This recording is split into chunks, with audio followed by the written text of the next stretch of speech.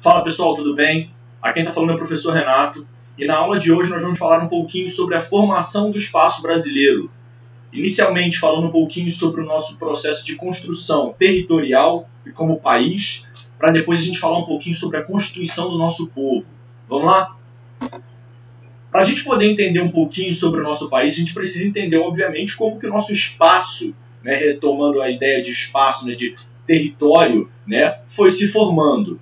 O Brasil, atualmente, com seu território consolidado, é o quinto maior país do mundo, perdendo apenas para a Rússia, Canadá, China e Estados Unidos. O nosso território está inteiramente no hemisfério ocidental e grande parte do nosso território, a grande parcela do nosso território está abaixo da linha do Equador, portanto, no hemisfério sul, o que faz também com que grande parte do nosso território esteja entre os trópicos, como a gente pode ver, entre a linha do Equador e o Trópico de Capricórnio, que faz com que a gente tenha predominância, por exemplo, do clima tropical. A gente sabe também que o nosso território, devido à sua extensão, ser o maior dos territórios da América do Sul, faz com que o Brasil tenha fronteira com 10 países. Além disso tudo, o Brasil ainda tem uma extensa e enorme, poderíamos dizer assim, a fronteira com o Oceano Atlântico, que faz com que grande parte das nossas cidades, a maioria delas das nossas grandes capitais litorâneas, seja banhada pelo mar.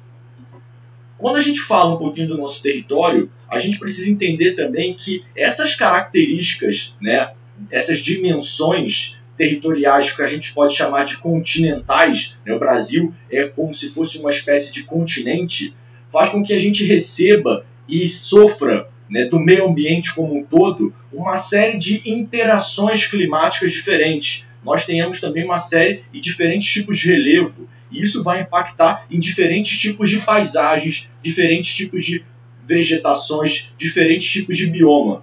Por isso que nós podemos falar que o Brasil tem uma rica biodiversidade, porque aqui no nosso território nós vamos encontrar áreas de clima equatorial, nós vamos encontrar áreas de clima semiárido, nós vamos encontrar tropical seco, tropical úmido, tropical de altitude, subtropical. Nós temos uma variedade muito grande que nós vamos estudar em outros momentos desse nosso curso.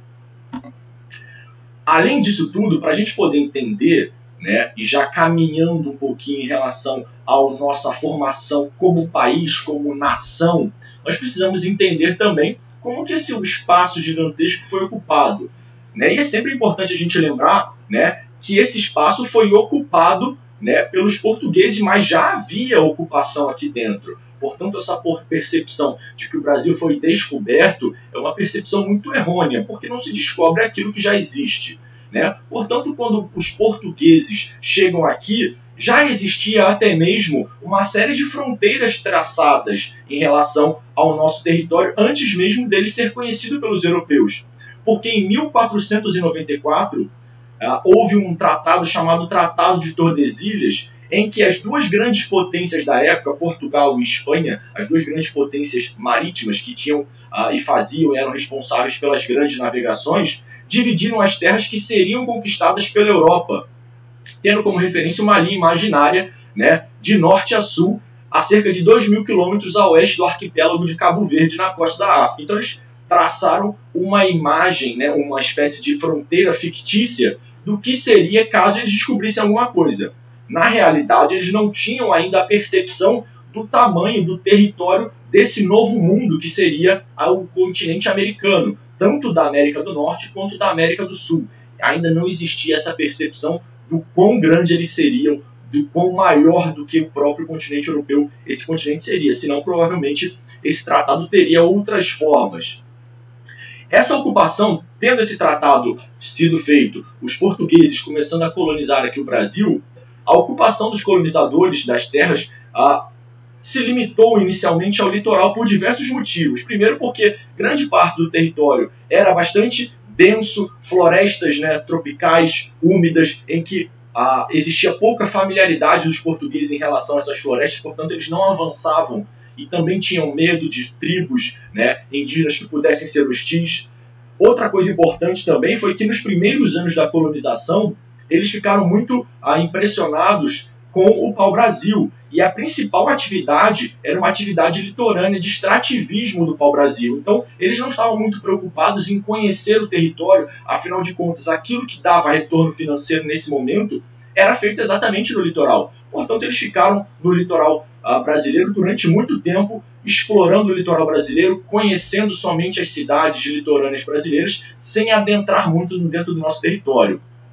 Só que com o tempo, com o fim da exploração do pau-brasil, os colonizadores começaram a avançar para o interior do continente e tiveram uma ocupação mais interna, mais interiorana, como, por exemplo, a partir da criação da que a gente chama de capitanias hereditárias, que são essas imagens aí, ó. As capitanias hereditárias, basicamente eram grandes faixas de terra em que se plantava cana-de-açúcar, e que se era produzido uma série de produtos para a metrópole, que no caso era Portugal. Essas capitanias hereditárias eram dadas a famílias de portugueses que vinham ao Brasil e tinham como função proteger esse território dado a eles e também explorar em nome da coroa portuguesa. Obviamente, essas famílias tinham um retorno financeiro muito importante em relação a isso e, obviamente, a coroa também, porque parte daquilo que era produzido ou parte do lucro gerado nessa terra era da coroa portuguesa. Portanto, a coroa conseguia proteger o seu território e explorar o seu território ao mesmo tempo. E aí a gente precisa entender também que, com a decadência dessa atividade da cana e a descoberta de ouro, pedras preciosas na região, por exemplo, de Minas Gerais e Goiás, já no centro-oeste e no sudeste do Brasil, começou a ter uma certa migração, um movimento populacional rumo ao sudeste, rumo a outras regiões. Então essa mineração também favoreceu o avanço da pecuária, da criação de gado para o sul do país, uma vez que as cidades mineiras precisavam ser abastecidas de alimentos, e elas são geralmente muito montanhosas, o que impossibilita a criação de grande quantidade de gado. Então, gradativamente, as terras que antes eram da Espanha, naquele Tratado de Tordesilhas, começaram a ser ocupadas por povos de origem portuguesa ou povos já chamados de brasileiros. Então, gradativamente fomos ampliando nosso território. E, por exemplo, fatores históricos como a independência e a proclamação da República somente ampliaram isso. Então, essas transformações de ordem política e transformações de ordem econômica, como, por exemplo, a chegada e a transformação do café no principal produto de exportação do país, também fez do Sudeste a principal centralidade da riqueza que antes estava no Nordeste. Com isso, começaram a se desenvolver as cidades, as ferrovias começaram a ligar as cidades, principalmente do interior de São Paulo e do interior do Rio, com o Rio de Janeiro, com São Paulo e com as áreas litorâneas. E isso fez com que o Brasil começasse a se diversificar e o Sudeste, principalmente, se tornasse o principal polo de atração. Enquanto isso, na região sul, o Brasil era ocupado por famílias de imigrantes europeus que se estabeleciam em pequenas propriedades. Já no norte, o ciclo da borracha, já na região amazônica, o ciclo da borracha atraía muitas pessoas. Então, gradativamente, a gente vai vendo que, aos poucos, todo o nosso território que hoje nós conhecemos começam a ser ocupados a partir de determinadas atividades econômicas, determinados momentos e acontecimentos políticos, acontecimentos históricos. Então, após a proclamação da República, em 1889, as nossas fronteiras, o nosso território, foram delimitados somente a partir de acordos, como firmados, por exemplo, pelo Barão de Rio Branco, que comprou o Acre, que antes era pertencente à Bolívia, e o Acre tinha uma grande produção de borracha. Então, esse povoamento foi se expandindo, novos estados foram surgindo, e as fronteiras brasileiras com os outros países foram muito pouco alteradas desde então. Então o Brasil tem esta forma, há aproximadamente já mais de 100 anos nós temos essa forma que nós temos hoje, apesar de internamente as fronteiras terem mudado um pouquinho, e a gente vai entender um pouquinho de como o Brasil se constitui como território, mas agora como se constitui como nação, como Estado-nação. Então, quando a gente fala do Brasil, a gente é importante lembrar que o Brasil é uma república federativa, chamada República Federativa do Brasil. E esse é o nome oficial do Brasil, que revela exatamente alguns aspectos da nossa organização como país. Por exemplo, nós somos uma república, que é uma forma de organização política. Nesse regime, o povo escolhe seus representantes no governo por meio de eleições que ocorrem a cada período. Os períodos podem variar aí de acordo com os países. No nosso caso, é de 4 em 4 anos. Além de sermos uma república, nós somos também uma república federativa, portanto uma federação, que é um estado, ou seja, um país, né, formado por diferentes unidades territoriais, podendo ser estados, municípios, o Distrito Federal, por exemplo, que tem governos e leis próprias. Obviamente, lembrando que esses governos e essas leis próprias não podem se diferenciar ou serem contrárias às leis federais de toda a unidade. Então, elas têm certa autonomia, né? Mas as unidades territoriais, ou seja, esses estados, municípios e Distrito Federal, obedecem à lei da federação, que somos todos nós juntos, que nossa lei se chama Constituição, que basicamente é o livro de leis do Brasil, né? As diretrizes do nosso governo federal. Além disso tudo, a gente precisa entender que o nosso país funciona numa estrutura de três poderes que são separados entre si e independentes, mas que se influenciam, obviamente. Nós temos o poder executivo. O poder executivo é aquele que é exercido pelo presidente da República, pelo vice-presidente, pelos ministros, entre outros.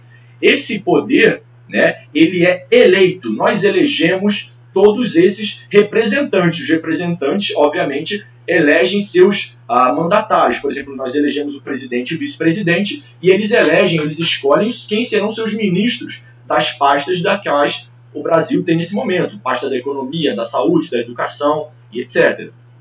Qual é a função desses caras? Esses caras executam as leis da nossa Constituição.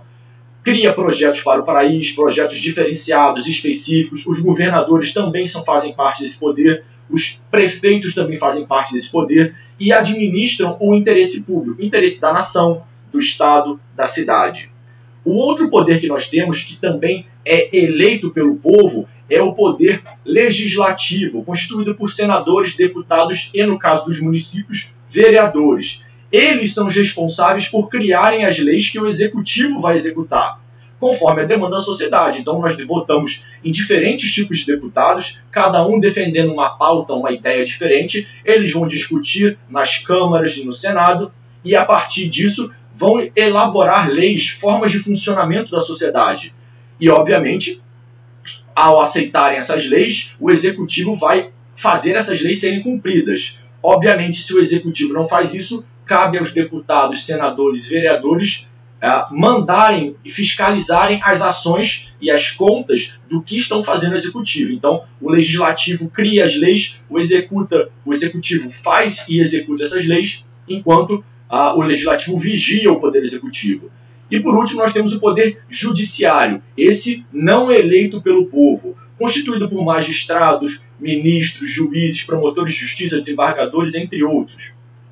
Ele vai julgar, né, as leis, os conflitos, os crimes. Ele vai garantir os direitos individuais, coletivos e sociais que são defendidos e ditos na nossa Constituição. Além disso tudo, ele vai avaliar se as leis elaboradas pelo Legislativo e os decretos, o que faz o Executivo, estão de acordo, não fogem muito das leis gerais, né? O Executivo não pode fazer o que quiser e o Legislativo não pode propor qualquer lei. As leis precisam estar dentro dos arcabouços do que pode ou não pode ser feito de acordo com a nossa Constituição Federal.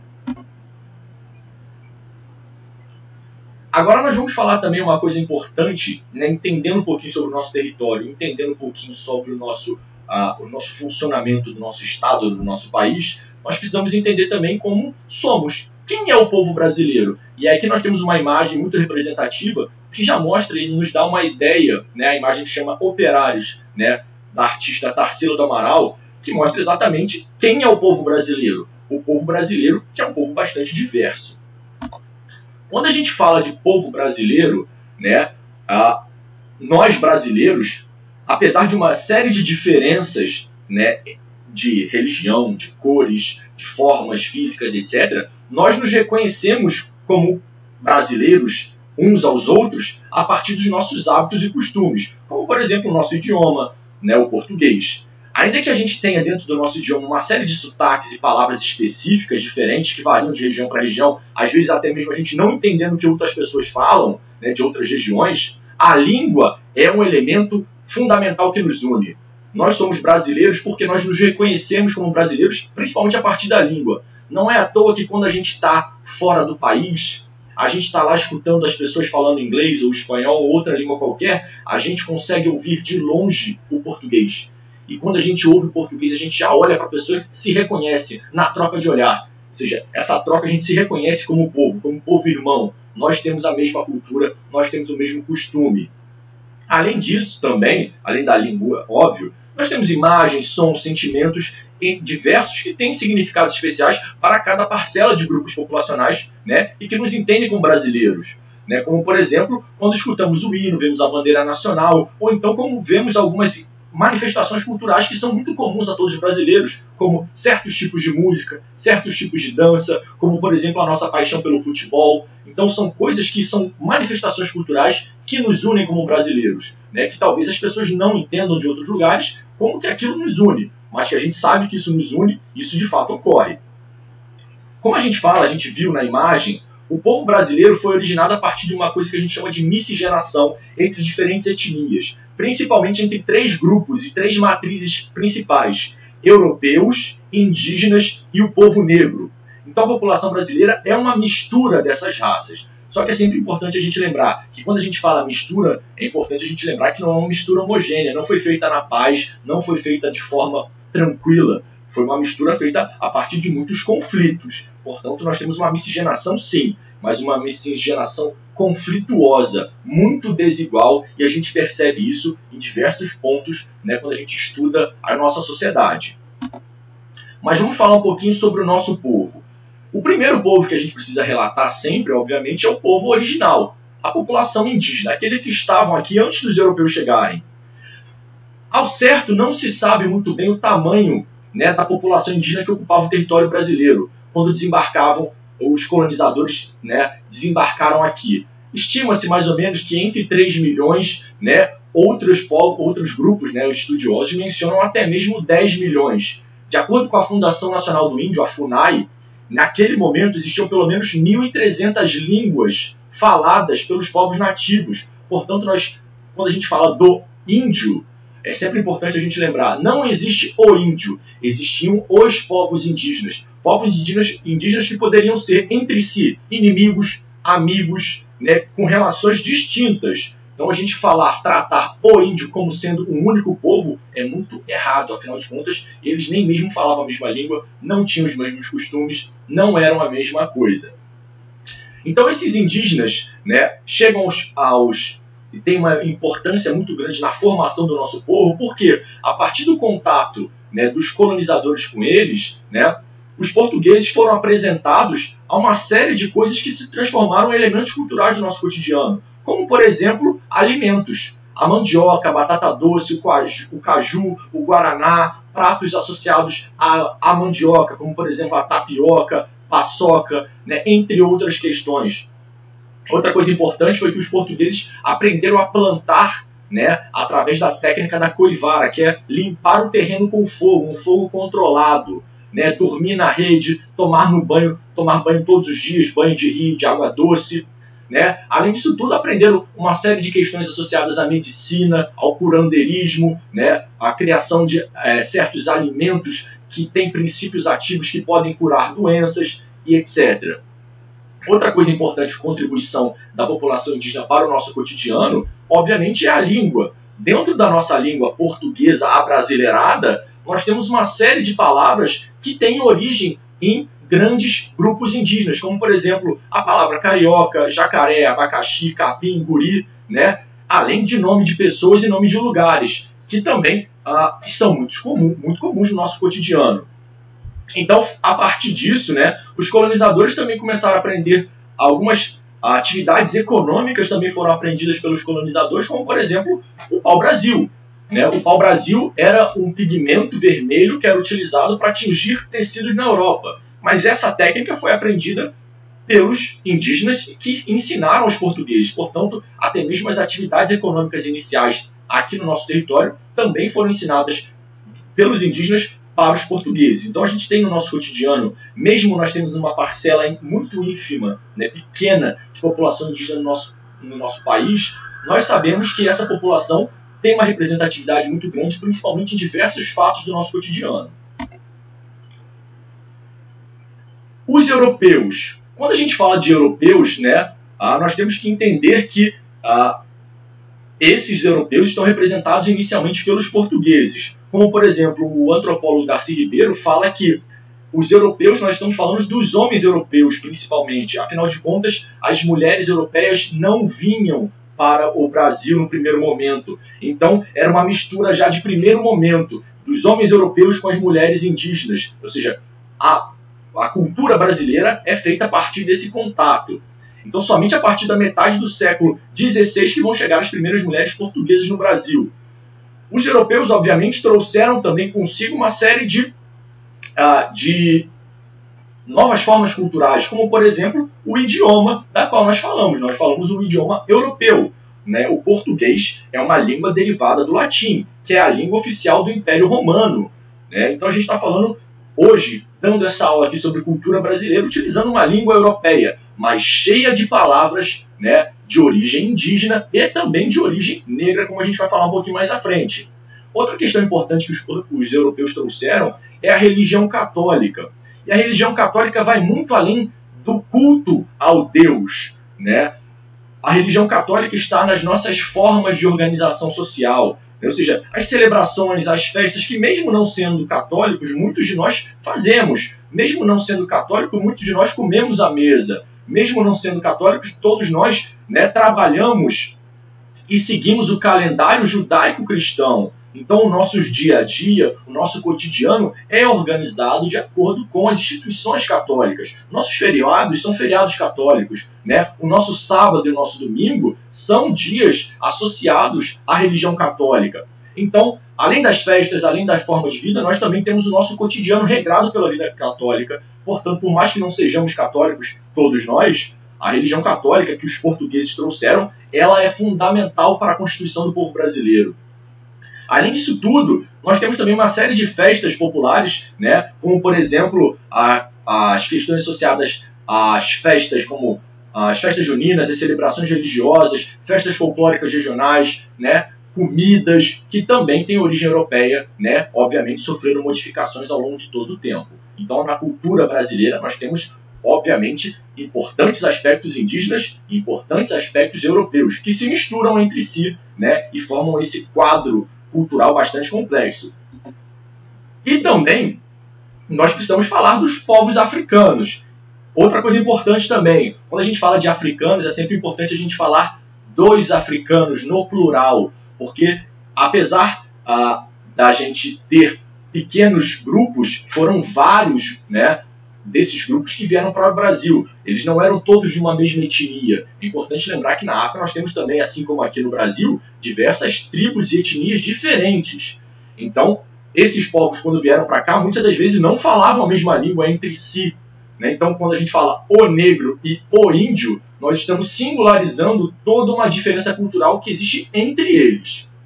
Então, esses povos africanos também têm uma grande participação na formação do nosso povo, né? Principalmente nos estados e nos locais onde a escravidão se fez muito presente, como, por exemplo, na Bahia, no Maranhão, em Pernambuco, Alagoas, Minas Gerais, Rio de Janeiro e São Paulo. Nesses lugares, a cultura afro-brasileira é muito marcante, porque nesses locais aconteceu principalmente as lavouras da cana-de-açúcar, minas de ouro, diamante e plantações de café. Então, aonde aconteceram esses ciclos econômicos foi no auge da escravidão. Portanto, grande quantidade de escravos foram trazidos e, obviamente, eles se misturaram, né, à nossa população, trouxeram uma série de novos conhecimentos e culturas, e esses conhecimentos e culturas estão no nosso cotidiano todos os dias. Outra coisa importante para a gente entender como o Brasil é um dos países com mais influências africanas, fora, obviamente, dos países africanos, é que o Brasil foi aquele lugar que recebeu a maior quantidade de africanos, né? Em certo momento da nossa história, nós tínhamos aproximadamente metade da população sendo composta por africanos escravos ou ex-escravos, como, por exemplo, em 1900. Né? Nós tínhamos ali 14 milhões de habitantes no Brasil, das quais 6 milhões e meio, pelo menos, eram afrodescendentes, ou seja, filhos de escravos. Então, desses países latino-americanos, o Brasil, além de tudo, foi o último a adotar a abolição da escravidão e o fim do tráfico negreiro, o que fez que a gente recebesse mais contingentes populacionais de escravos ainda. Então, essa diversidade, né, dentro dos povos africanos que vieram para cá, também contribui e se reflete aqui na nossa cultura. Né? Nós temos ali a música, a dança, a religião, a culinária, a língua. Então, por exemplo, uma série de ritmos, batuques, né, que dão origem a manifestações culturais que são tipicamente brasileiras, como, por exemplo, a música do axé, né, muito comum no Nordeste, o samba, muito tradicional no Rio de Janeiro, são todos de origem, têm origem nos batuques, né, e nesses batuques que eram, obviamente, propriamente dos povos africanos. Outro exemplo disso, obviamente, é a capoeira, que nós temos a imagem aqui, que é uma manifestação cultural muito importante do Brasil, que mistura uma questão musical, uma luta e uma resistência africana, né, em relação à escravidão. Além disso tudo, né, nós também temos uma série de outras formas culturais africanas presentes na religião, né, na forma de andar, de falar do brasileiro, né, que a religião africana e a cultura africana, principalmente, introduziu nessa cultura brasileira misturada entre portugueses e indígenas que já estava acontecendo. Então, quando a gente fala de povos africanos, nós temos que falar também das religiões tipicamente brasileiras, como, por exemplo, o candomblé e a umbanda, que só acontecem aqui no Brasil, né, de certa forma. Então, por quê? Porque os africanos, né, que aqui chegavam durante a escravidão, eram impedidos de cultuar seus orixás, né, seus deuses, suas divindades. E isso, o que eles fez? Eles começaram a associar, né, e modificar os nomes, modificar as características dos seus orixás, associando eles à Igreja Católica para serem melhores aceitos. Dessa maneira, quando eles rezavam, por exemplo, a Santa Bárbara e São Jorge, eles estavam, na verdade, cultuando Yansan e Ogum, entre outros exemplos. Então, as religiões de matriz africana são muito características, e as religiões brasileiras também, abrasileiradas, o catolicismo abrasileirado, tem elementos da cultura africana, né, muito grande. A gente chama isso de sincretismo religioso. É quando diferentes aspectos religiosos se unem, né, e se misturam entre si. E aí talvez uma das culturas mais marcantes e mais interessantes e gostosas, obviamente, da cultura africana no nosso cotidiano, está, obviamente, através dos temperos, ingredientes que enriqueceram de maneira maravilhosa a nossa cultura. Como, por exemplo, a nossa culinária, como, por exemplo, o acarajé, né? Como, por exemplo, a feijoada, o bobó, né? O vatapá, entre outros pratos muito importantes, muito comuns em diversos lugares do Brasil, mas principalmente naqueles estados que nós falamos, né? Os estados que receberam o maior contingente de população negra.